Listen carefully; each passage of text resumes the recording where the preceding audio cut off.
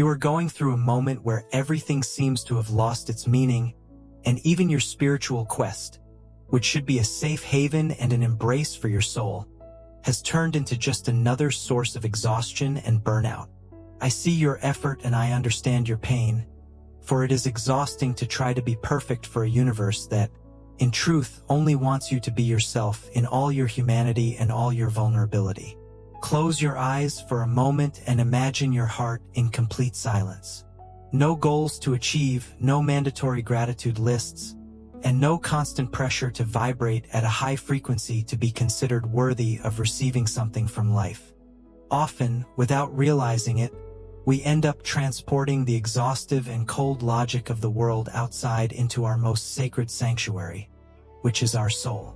We create an invisible trap of conditioned merit, where we unconsciously apply the rule that we need to produce spiritually to be loved by life. It is a dangerous transfer of market logic, where work while they sleep transforms into meditate while they suffer, generating a spiritual ego that is deeply exhausted. You feel that if you don't perform the ritual perfectly, if you don't visualize with enough intensity, or if you have a day of sadness, you are failing in your process of evolution.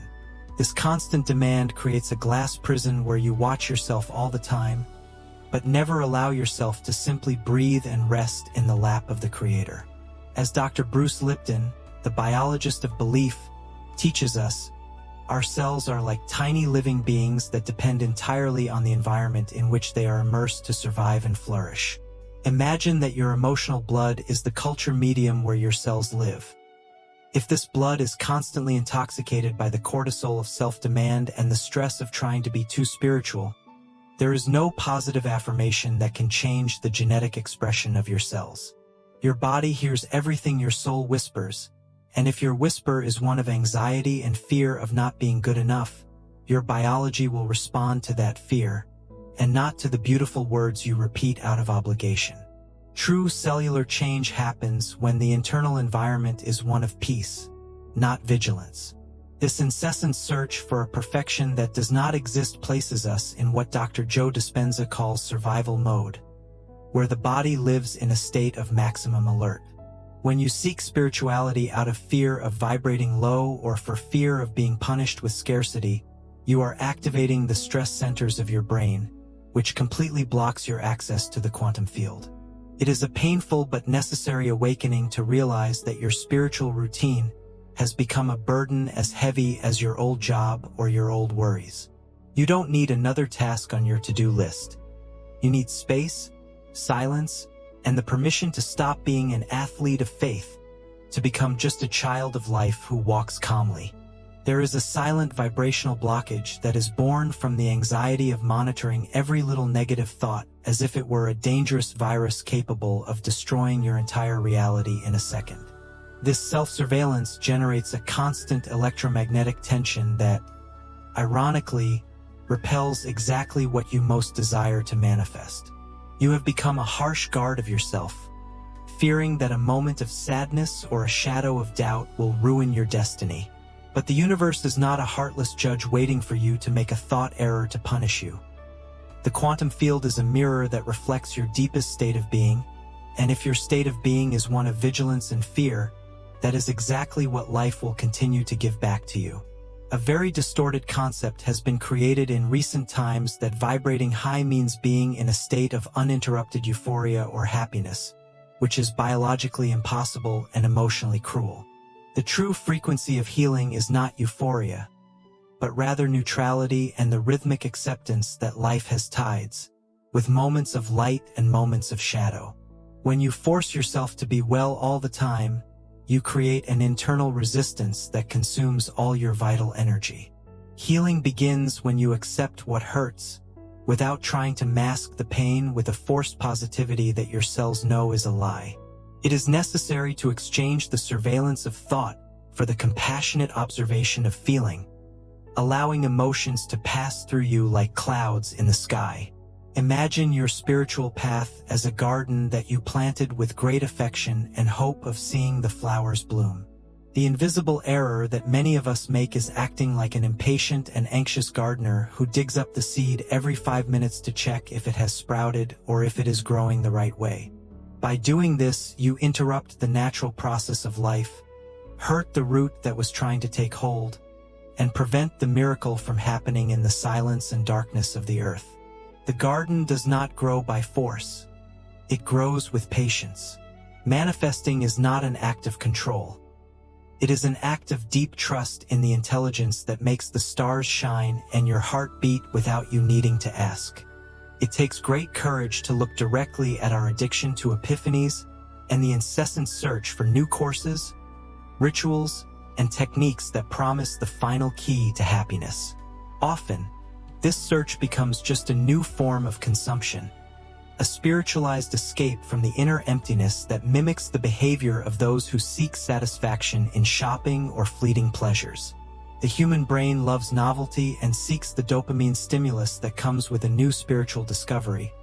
But this same dopamine prevents us from doing somatic integration, which is the slow process of bringing the truth of the mind into the body. Without silence and without the practice of doing nothing, information never becomes wisdom. It remains just floating as an intellectual concept that does not transform your practical life. Most of us fail to find peace because we try to manifest our desires from a deep lack that is merely disguised as spiritual intention. When you seek something desperately to fill a hole in your soul, you are creating an immense noise in the unified field that only mirrors more seeking and more lack. The universe does not understand your words. It understands your frequency of need. If you are always looking for the next magic technique, you are telling the universe that what you have now is not enough, and life, in its reflective nature, will continue to give you situations where you will feel that something is missing. It is the cycle of the search that never reaches the encounter, because the encounter only happens when the search ceases. I invite you to experience something that might seem scary at first: a fast from external tools. Try for a few days not to read a new self-help book, not to look for a new master, and not to perform complex rituals that promise you the world.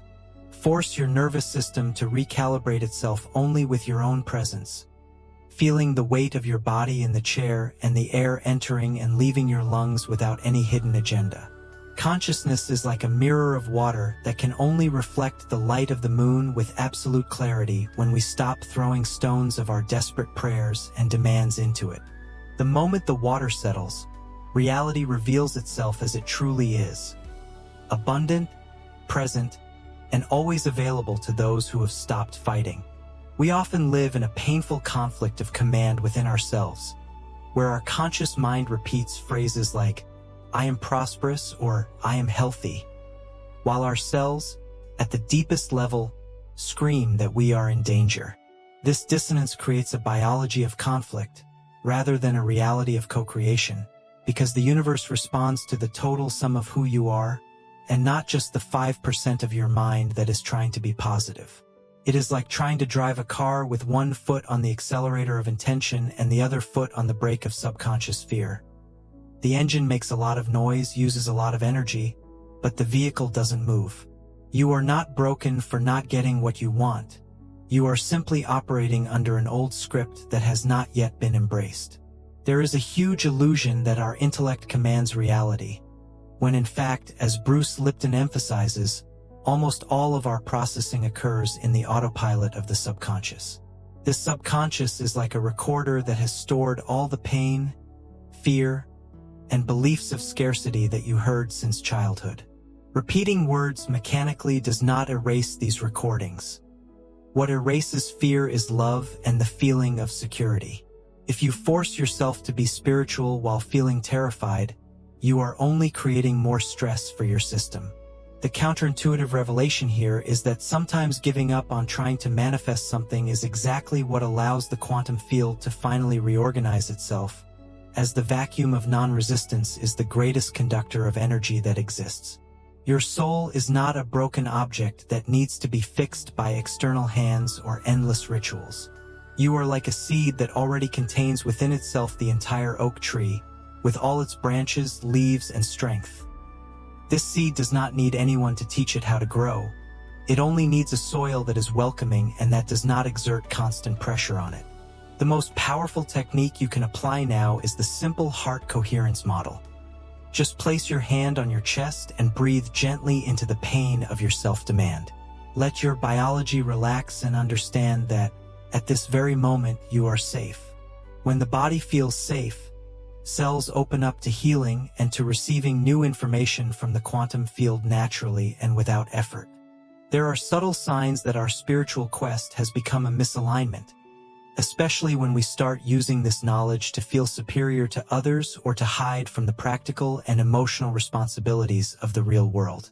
Performative spirituality is that which lives on a pedestal, which speaks beautiful words but is afraid to touch the raw material of daily life.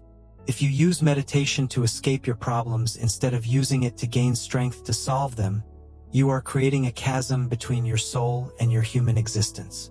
True light is not that which shines only on the altar, but that which illuminates the kitchen sink while you wash the dishes or the office while you pay your bills.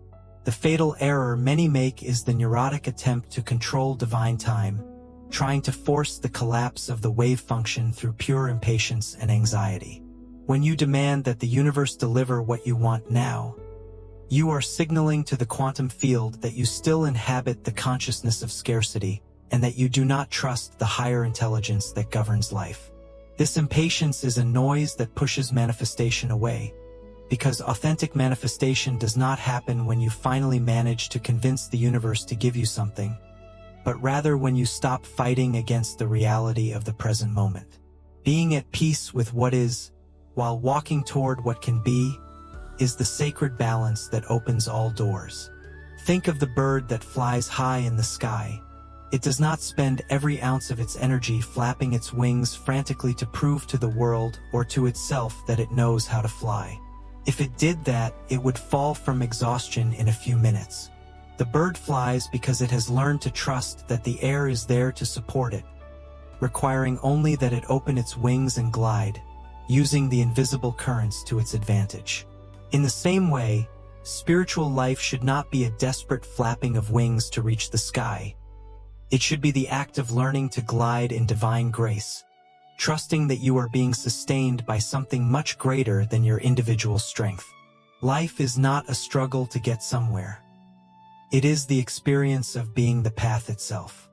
The great secret of emotional coherence, as Greg Braden teaches us, is learning to align the thought, which is the electrical signal we send, with the deep feeling, which is the magnetic signal that attracts reality. But this alignment cannot happen if there is the noise of rush and demand. Nothing in nature blooms all year round.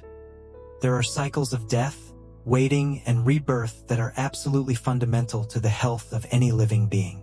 Your spiritual winter, that period where you feel dry, without answers, and perhaps even a little lost, is not a mistake of the universe nor a flaw in your vibration. This winter is a time of deep gestation, where your roots are growing downward so that, at the right time, you can bloom upward with more strength. Abundance is not a prize you receive for spiritual good behavior or for having managed to meditate 30 days in a row without fail. Abundance is a natural resonance that happens when your state of being is one of deep relaxation and biological trust in life. To transmute the anxiety of the search, you need to practice vibrational patience, which consists of 3 simple and powerful steps. First, identify where you are demanding of yourself. Second, deeply exhale that should be, letting go of expectations that are not yours. And third, inhabit the being now, allowing your biology to relax completely. When you let go of the rope of tension, you finally allow the quantum field to deliver the information you were seeking so much. We are often like a talented musician who, out of worrying so much about not missing a single note of the score and following the rules perfectly, ends up completely losing the rhythm and the soul of the song. Spiritual life is the melody that flows through you, not the technical perfection of your rituals. When you allow yourself to make mistakes, when you allow yourself to be human, and when you accept your imperfections with compassion, you enter into a harmony so deep that life begins to play through you effortlessly. Your spirituality should not be a test you need to pass, but rather the breath of your soul expressing itself in every gesture of kindness you have toward yourself. We then reach the synthesis of our freedom, the end of spirituality as a currency of exchange and the beginning of spirituality as a state of presence and conscious rest.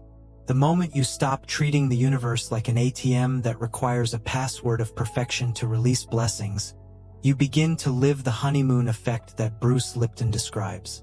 This effect happens when we stop whipping ourselves and start nurturing our internal environment with radical self-compassion. Your healing is not in the future, after 10 more courses or 1,000 meditations. Your healing is in the permission you give yourself today to be exactly who you are, with all your pains and all your beauties. Following the teachings of Neville Goddard, living the end is not an achievement you will reach tomorrow, but a state of relief that you inhabit now. If there is demand, if there is weight, and if there is fear, then the feeling of the wish fulfilled does not exist, because those who have already received what they sought do not live in anxiety. Relief is the greatest proof that your prayer has been heard and that the seed is already planted. When you release control, you are telling the universe that you trust the delivery. Creative imagination does not flourish under pressure. It needs a fertile soil of peace to be able to draw the new realities that your soul desires to experience in this world. I end this meeting of ours with a loving invitation for you to simply let go of the oar. Imagine you are in a boat on a calm river and have spent your whole life rowing against the current, believing that effort was the only way to reach the sea. But the river of life is wise and it already knows the way. If you let go of the oars now and just allow the water to take you, you will realize that the natural flow of existence is to lead you to fulfillment. Stop rowing against your own nature in the name of a false spiritual perfection. What if the pain you feel today, this exhaustion of trying to be special, is actually the portal to the simple and grand life you have always sought? What would happen if, from now on, your greatest ritual was simply being happy with what you already are?